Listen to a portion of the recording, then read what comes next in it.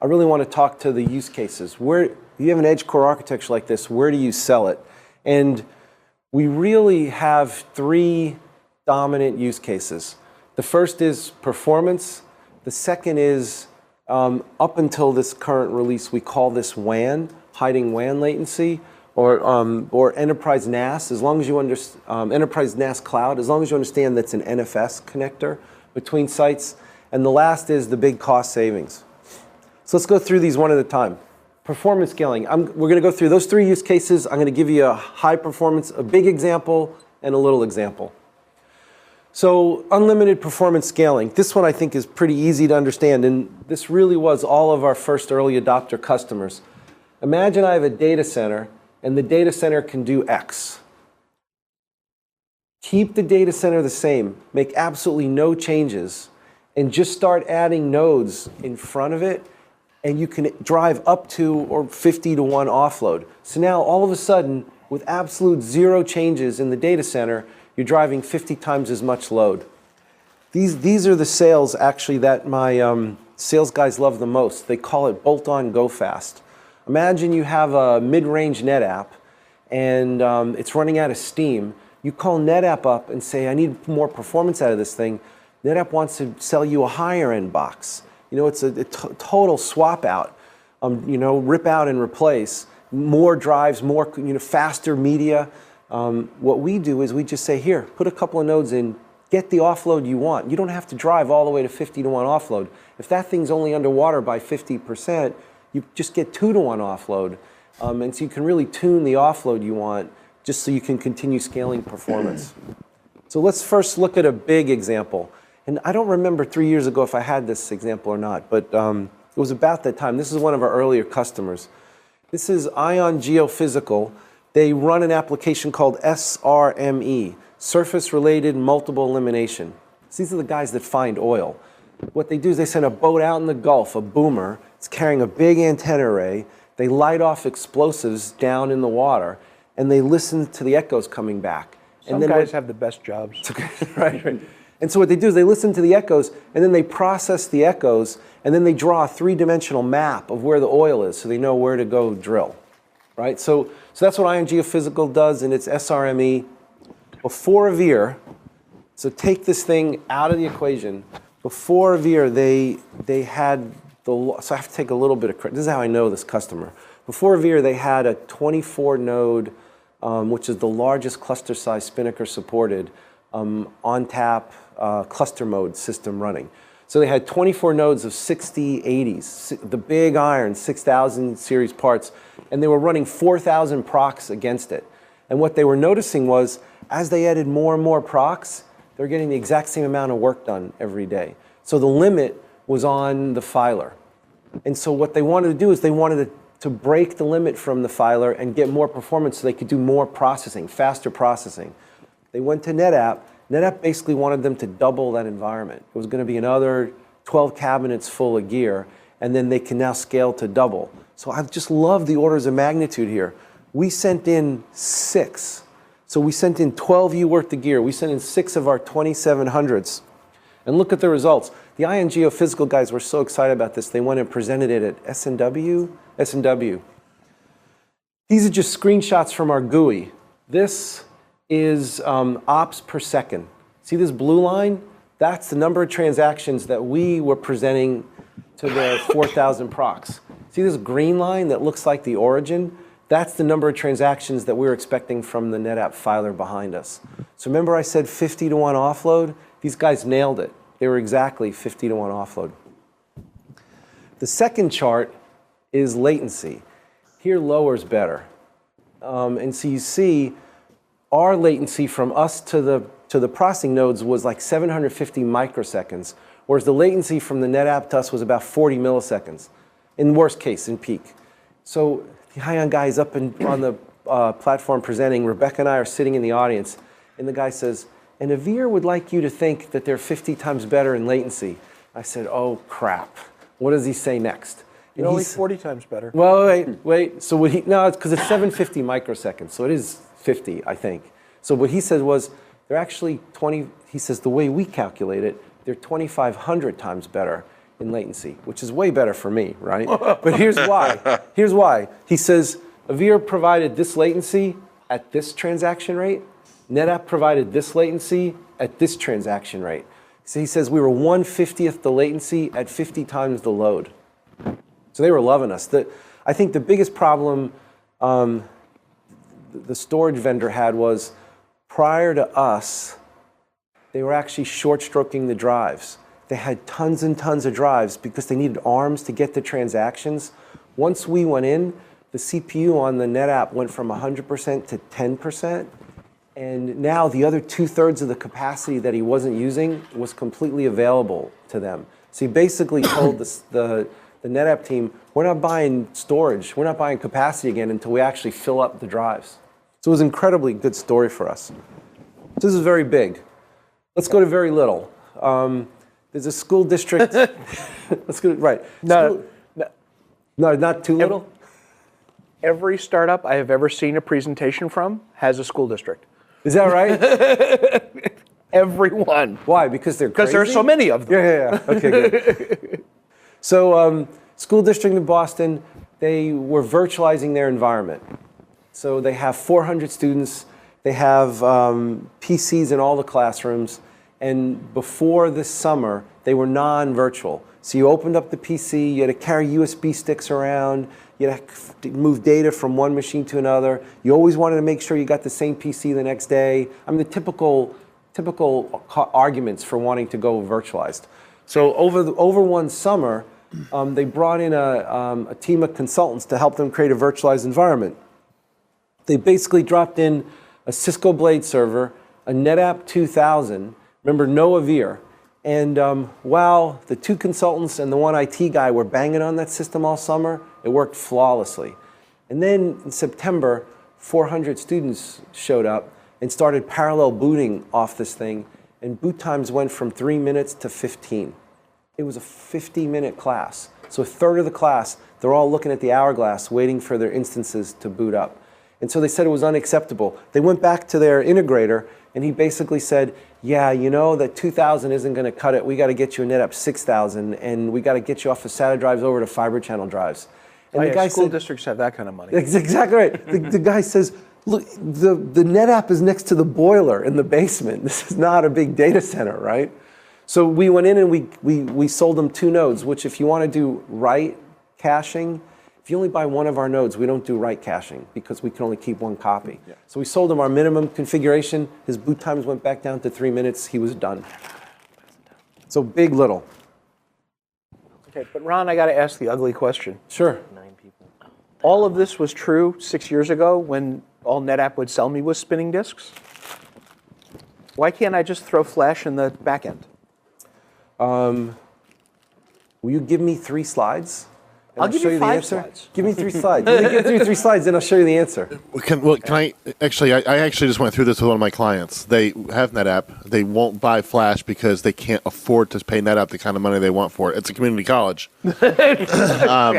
and they said what NetApp wants for Flash is highway robbery, in their opinion. That's a big part of it. Yeah. And would it work? That's the other question. Ron's got 5 slides to get to that. If you give me a few slides, I'll show you that it didn't work. Well, that begs the question of cost for this. Yeah. So that entry-level 2-node system that the school district bought, I think the average selling price for that is $50K for those 2 nodes. All right, let's talk about cloud. I have another question. Yeah. How do you manage all the features that the backend storage has? For example, snapshots or whatever, because you're hiding the backend NAS from Right. the clients. So we have. It's a great question, and our customers fall into 2 camps. Some customers say, like it's HomeDars. I got to describe this a little bit better. For our write posting, the caching we do for writes, we call that write posting. We give you a slider. She hates when I call it a slider, but we give you a slider that you basically tell us how out of date you're willing to tolerate the core filer. That slider goes from 1 second up to a year. Let's say I set it to 4 hours. If that slider's set to 4 hours, what I'll do is I'll only hold enough write data to make sure that I could get it all onto the filer within those 4 hours. So we look at the data rates coming in, we look at the data rate going out, and we calculate to make sure I'm within those 4 hours, I gotta start writing back early, right? And so what we do is, imagine this big burst of writes coming in, but all of a sudden I realize I have too many writes that I'm gonna violate the 4 hours. We throttle the writes out the front so that the inbound rate equals the outbound rate.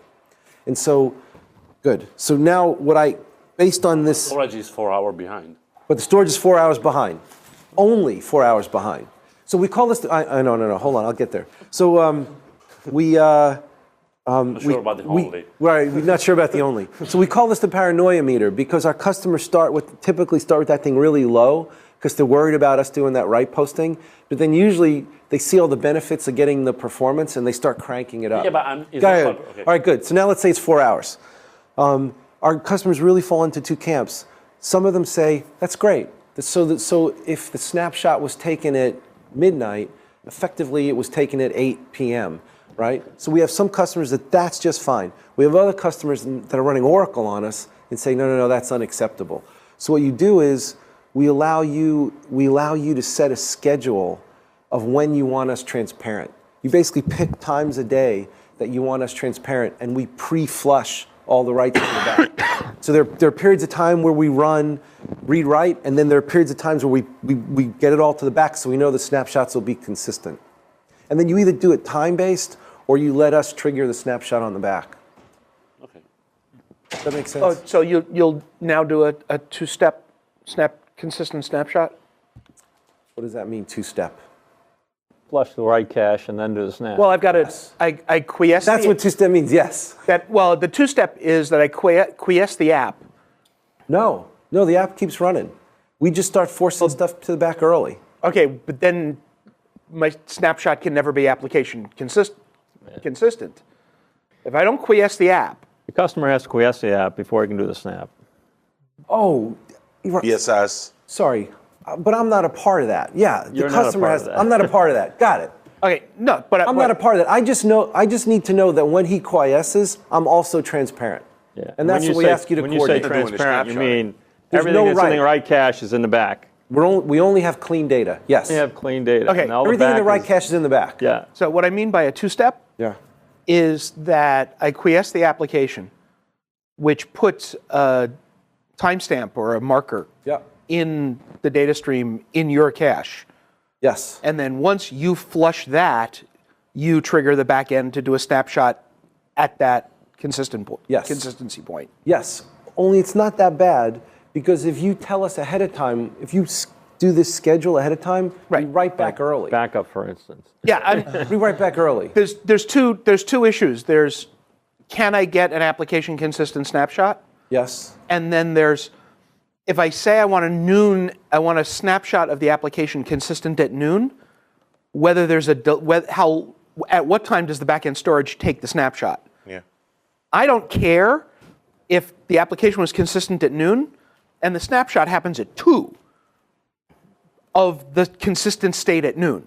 Without a doubt, this needs to be synchronized. Yeah. Without a doubt. And we have like 3 ways of making sure it's synchronized. One of them is we poke it to say this, to tell the snapshot to happen. Right. So what One I'd is like, you just give us a window. yeah, where well, you what want I'd us like to see transparent. is you to have a VSS provider, Yes. which starts the process, Which starts it all the way at the front and starts it at the yeah. application. Because you got and data. then when you know that the data is consistent at the Yeah. back end, you tell the back end to do the snapshot. You coordinate. You But have we to, coor- you have we to coor- actually snap the edge to core at the same time because No. there's data in 2 places. Well, you have to snap the edge, and then you have to flush it in order, and then when you get to the consistent point, you snap the core. Howard, it's so funny. I think I'm 100% in alignment with you, but it sounds so complicated when you say it.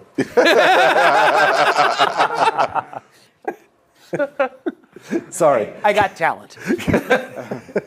The flushing is ordered and consistent to what happens in the front end? I mean, you're following the order that the data comes into you from the front end, or? No. So you So you coalesce writes, Yes. and so if we don't coordinate, a snapshot on the back end is less than crash consistent. That's right. Okay. That's why we have people in both camps. Those that coordinate for exactly that reason, and those that just say, I just want to know that I had stuff from a week ago. Yeah, because if it's home directories, Right. that's, consistency is not a terribly important thing. That's right. And we're going to do better and better integration with snapshots as time goes on, but that's the way it works right now. And then when you invoke the snapshot on the storage system, there must be certain numbers of systems that you support. That's right. Like NetApp EMC. NetApp and EMC. A couple of others. Yeah. ZFS, right.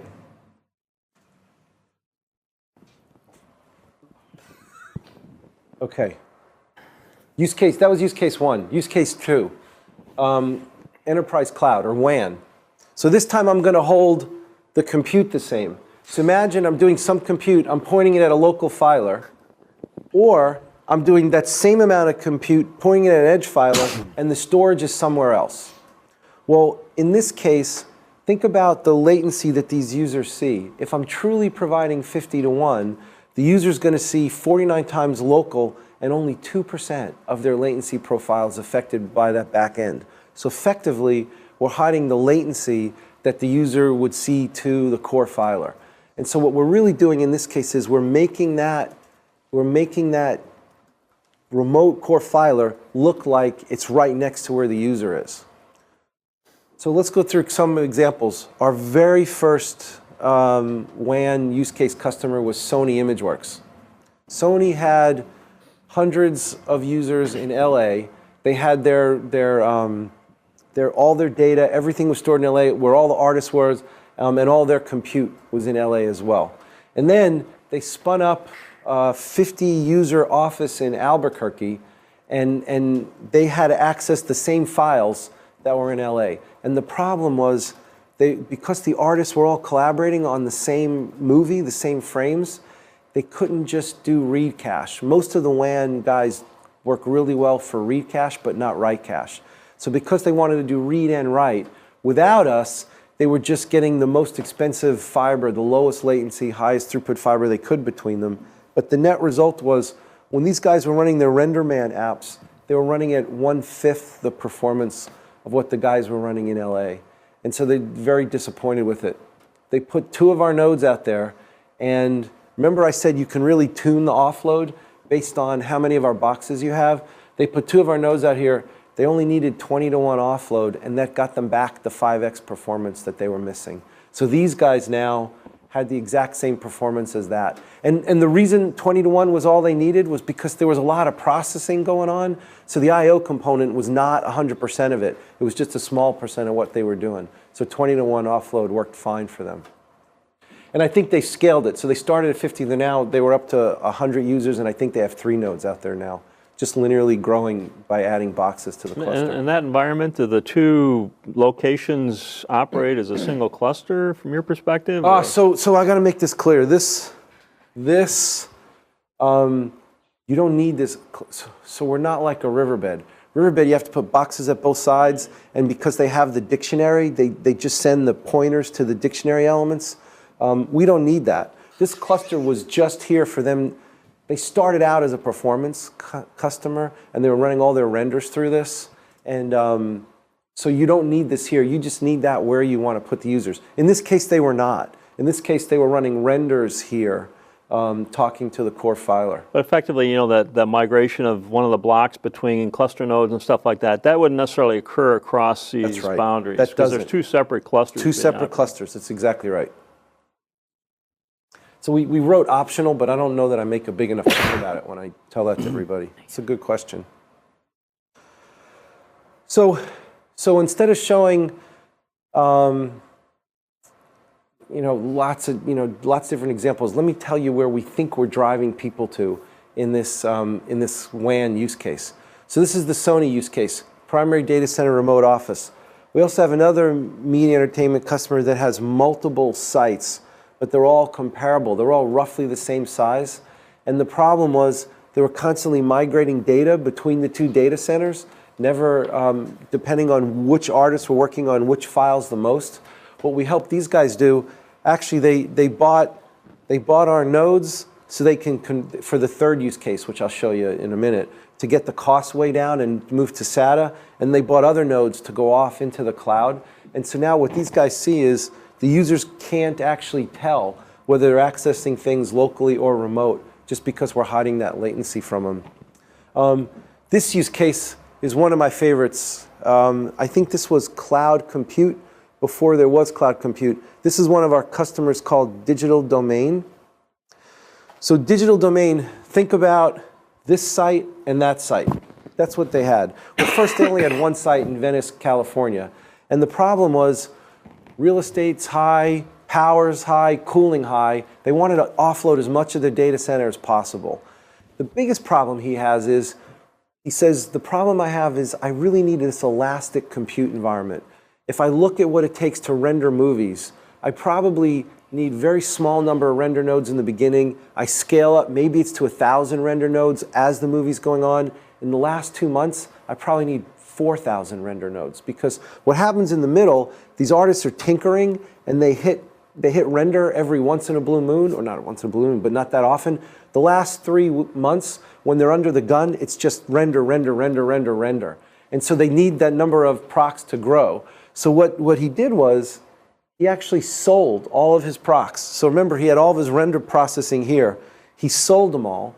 He went out to the old Enron facility in Vegas, the SuperNap, and he put one rack, not full, but maybe, I think he probably had about 6 or 8 of our nodes in that rack. That's all the gear he owns in the SuperNap. And then what he does, there are 3 vendors that'll rent him cores, and now he just rents cores from vendors. So imagine, these are all rented, pointing at 6 of our nodes, which point back to the data repository in Venice. He says he's getting 98% of the performance out of those procs than when he had them co-located with the facility. And now he's got this growable piece, this growable compute. So this is a big, big, big win for him and for us. It was a great use case for us. And so, And he brings his cost model in line with his revenue model. That's right. He charges, if he's not doing a movie, he's not paying for servers. He's not paying for servers. And if he is doing a movie, he just builds it into his... Isn't there a lot of, initial transfer to get the data over there? That sounds like non-trivial amounts of network. Right. And so if you look at the way movies are, it's not a lot. It's the texture files. Shrek's skin doesn't change throughout the movie. Like the roof on the houses doesn't change. All the texture files basically get read up in the beginning of the movie, and then because their access so hot, they never leave. Okay. And then the other input to all this is the mathematical models of where the figures are going. That's what the artists are sending up. That's tiny compared to the massive images that come out. You need to actually crunch those. That's little right. bits of data. You just crunch them and you put textures into frames. At the end, there's a huge transfer. At the end, there's a huge write back. But the beauty is, it's all on us. It's cheaper than that compute cloud. Well, and it's sitting idle all the time. And if you are in- especially if he loses a bid and he's got a 2-month period where he doesn't get to use that 1,000 servers. Right. And if you are in SuperNap, bandwidth is the least of your issues. That's right. That's right. That's right. So the incredible thing about media entertainment is we're in all the big media entertainment companies. So like Zero Dark 30, the guys at Image Engine, there were no helicopters. I think there was one helicopter, and there were no dust storms. All that was rendered on our stuff. And the guys at Image Engine went on Bloomberg West with me and told how like 2 million particles of dust, and they could never have got that fine grain with any of the storage systems they had without us. The more current one Now is... you're ruining the magic, Ron. Sorry. Sorry. The more... It's just filled with dust is what you're saying. Right, our box is full of dust. Not magic pixie dust. Yeah. Don't go too far with that. The more recent one is Well, there's Gravity. 5% unicorn tears to keep it. And you went there. The more recent one is Gravity. All the Gravity rendering was done on us. The guys at Framestore love us. He came out with some really good quotes about he could not get enough transactions against a frame unless he had a system like this. So we do really well with that app, basically because of the way I described it to you, what the inputs are and what the outputs are. So it's your fault that Sarah Bullock's hair didn't look like it was 0G? Yeah. Yeah. Sorry. Probably. I'll tell Neil deGrasse Tyson it's your fault. So Consider and mixing the dust in Sandra Bullock or not? that's great. Nah, it's Sony and Columbia. They'll never get together. Yeah. So what's common across this? Actually, one of you brought this up before. What's common in all this is you don't need our boxes at both ends. Wherever you want latency to be low, wherever you want to hide the WAN latency, that's where you need our box. Where the storage is, you don't. And so where we're driving people, and we don't have any one in particular there yet, but I think we will with this 4.0 release. Where we're driving people to is all the storage you have at all your facilities, you don't need it. You really want to put your data stored in one or two for DR purposes, remote facilities, and then wherever you have users or compute, wherever you want low latency, that's where you want to put our boxes. So, I mean, does the box have a object storage backend? I mean, so Well, REST. it does in 4.0. Oh, 4.0. In 4.0 it does. That was our big announcement this week. We just came back from Amazon reInvent. There's an object store in the back. All right, Howard, I'm getting to your question finally about woohoo. So the last use case is cost savings. So I'm going to do the same thing now. I'm going to hold performance the same. So performance against a filer, it drives you to do crazy things with disk drives. Performance against an edge filer, now you can really drive the cost of the filer down. Our favorite example of this is spec. So you all know what SpecFS is. Probably everyone knows. You download this widget. It's a consortium of all the storage guys, right? All the NAS guys. You download a widget from the spec site. You point it at your filer. It scales up performance until you stop responding. Then it backs up a little bit, and it calls that your peak. And then it creates an encrypted tar file, which you upload. The beauty about spec is everyone self-reports. So I can't make anyone look any sillier than they did on their own. The second beauty about spec is... And that's pretty silly, but... That's right. The second beautiful thing about spec, just in time in history, was just that EMC was trying to show off their acquisition of Isilon, and NetApp was trying to show off their acquisition of Spinnaker. They were all trying to take the top spot on spec. So here's where they ended up. EMC took their SSD-based S200, their fastest blade. They took their largest InfiniBand switch that they sell, which is 140 ports. That's this thing. So they put 140 of those together in one large cluster. They got 1.1 million spec ops. So that's their peak. NetApp took their 6000 series box, and Howard, they stuffed it full of SSD flash cache cards, so it's their big iron 6000 full of flash cache and fiber channel disks behind it, and they did the largest Spinnaker cluster. The largest cluster we supported was 24 nodes, and they were able to drive that thing to 1.5 million spec ops. But here was the rub: that flash cache card does read caching, it doesn't do write. So they've been here, and we've had that conversation. that's right. So why is that 12 cabinets? It's 12 cabinets because they needed fiber channel arms to sync the writes. And so that was the expense. So the flash cache was great for part of the problem, but not for all the problem. Okay, but my question wasn't really, well, okay, half the question is, why can't I just put flash in those NetApps? And the answer to that is because NetApp does flash better. But if someone would do flash better, Well, remember, they got flash cache and flash pools now. So Flash careful. array.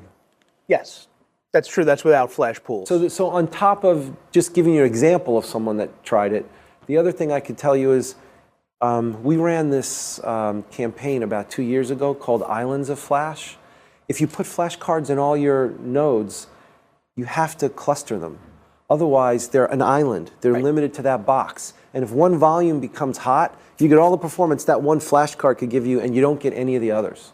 So you want it in the array, but it's got to be in the array in a shared manner. And that's what that clustering thing I talked about, that's what we provide. All right, so they were able to drive this thing to 1.5 million spec ops. Here's what we did.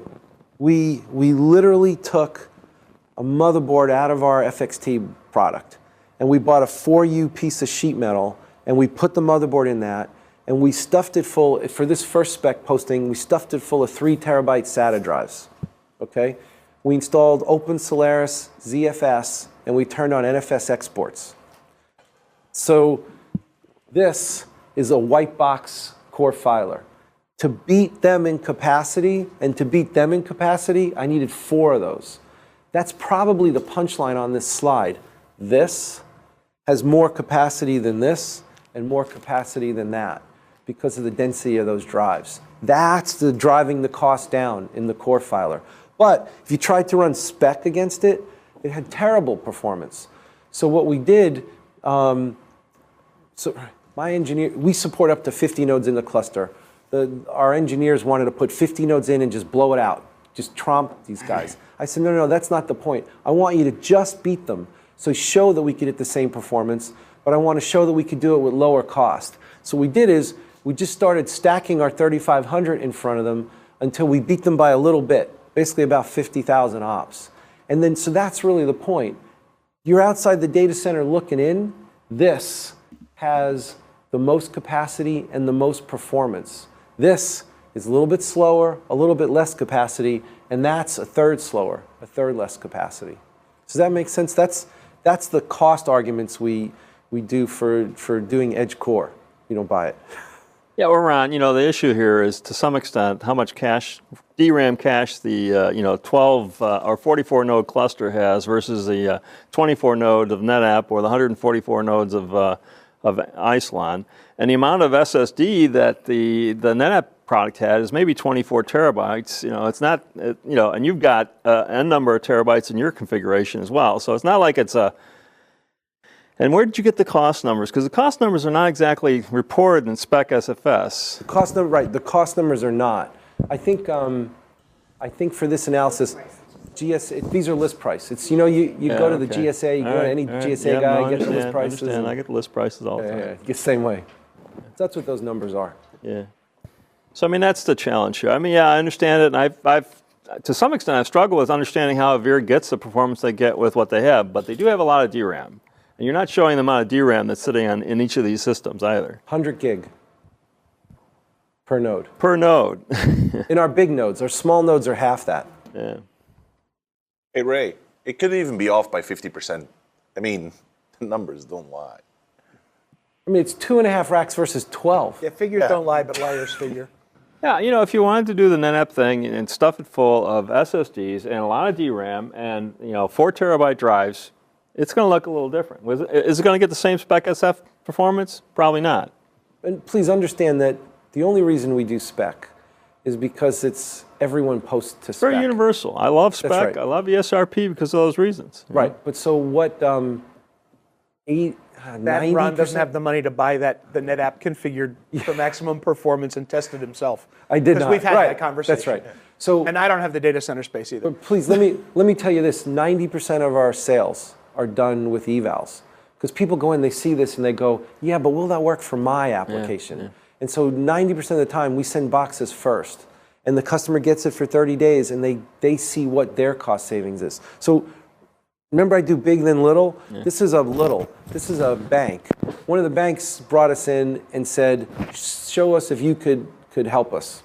And the way these guys operate is, the guys in New York test the crap out of a system, and then they put it on their approved order list, and then all the different people across the globe get to buy those things.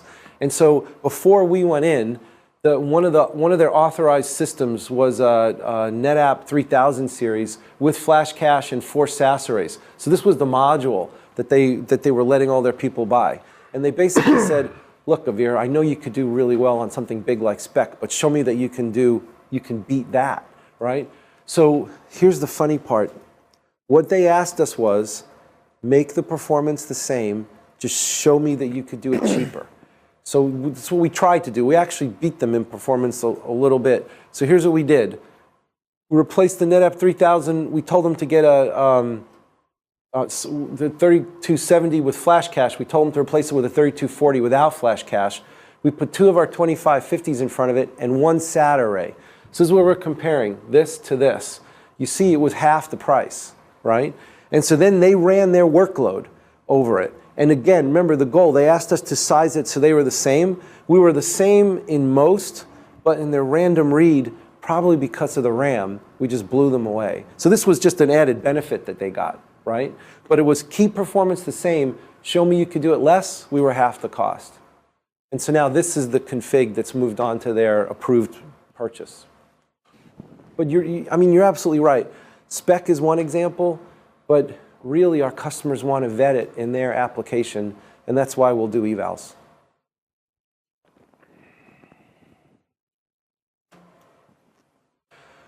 Okay, I wanted to show one more use case. So in the 1.0 timeframe with the whole 50-to-1 offload, it was all about performance, WAN, and cost savings.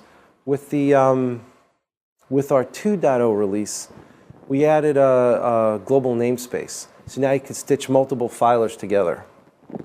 And so this is what that looks like.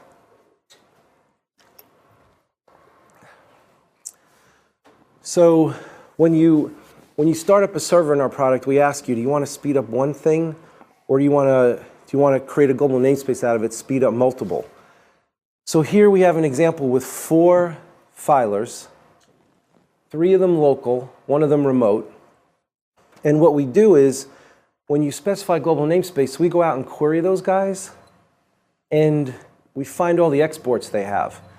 The export is the unit of management. So here we found 2, 4, 6 exports, and then what we allow you to do is we allow you to drag those exports and put them any place in the namespace that you want.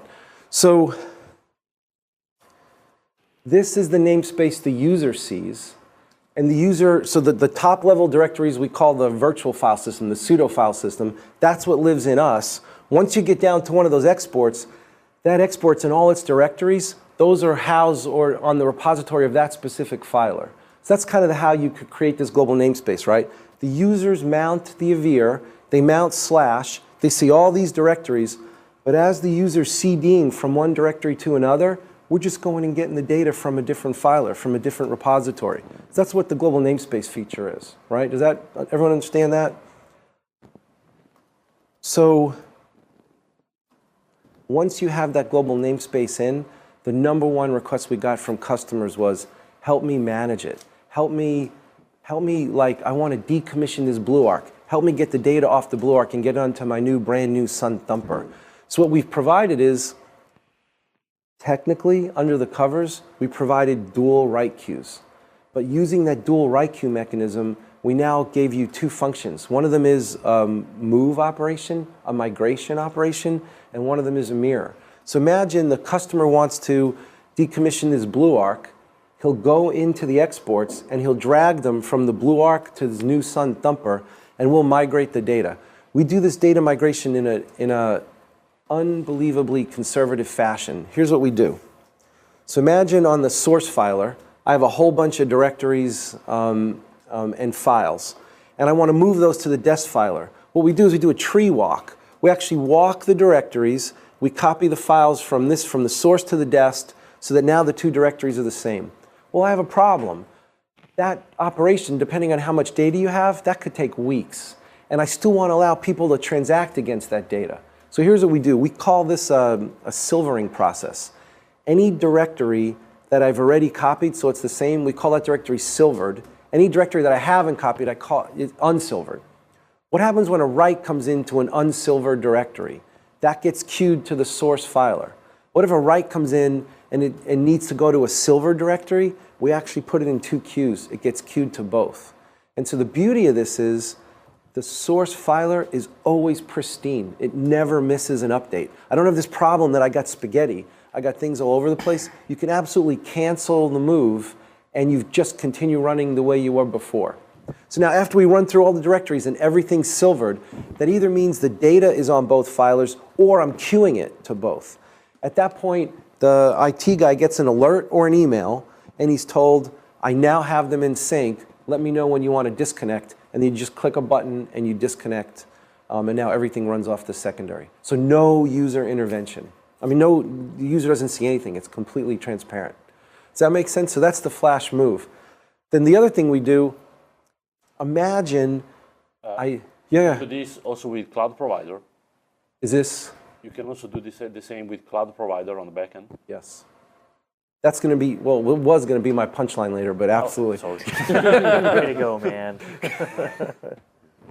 So the next thing, think about that tree walk, right? Imagine I do that tree walk. When I'm all done, I just decide to never disconnect. Now I've got 2 locations that I'm keeping in sync. So imagine my customer data is so important to me. I want to keep it local and remote. I just do that tree walk, and everybody's perfectly in sync. And the reason I present it that way about the tree walk, I actually need that tree walk in the mirror case. What happens if the WAN goes down and I'm queuing things for both? Well, I'll continue to queue both as long as I can store that data. Once I can't store that data anymore, I have to disconnect from the secondary because I don't have enough capacity to store it. When the secondary comes back online, I have to do the tree walk to figure out the things that I missed. And after the tree walk is complete, now they're back in sync again. So that tree walk and silvering is fundamental to both of those operations. Does that make sense? So really, I talked about 3 use cases going in. The 50-to-1 offload use cases are the performance scaling, the cloud, and the cost savings. But then with our data management, with the dual write queues, we added this data management layer. And it's not really a data management. It's really a filer management. We allow you to manage your filers. Any questions on that? I left myself only 40 minutes to do the last one. So that was the second part of the talk.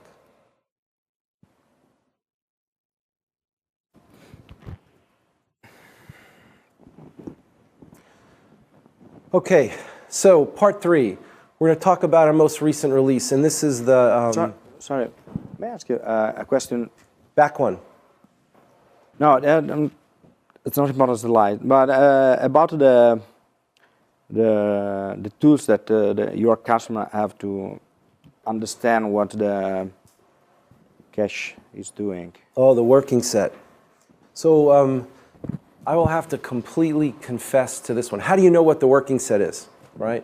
I have to completely confess to this one. When we started the company, remember I told you very beginning, we keep metadata for all the blocks so we know where they get tiered. I thought that metadata was going to be considered overhead, and we wanted to hide it as much as possible.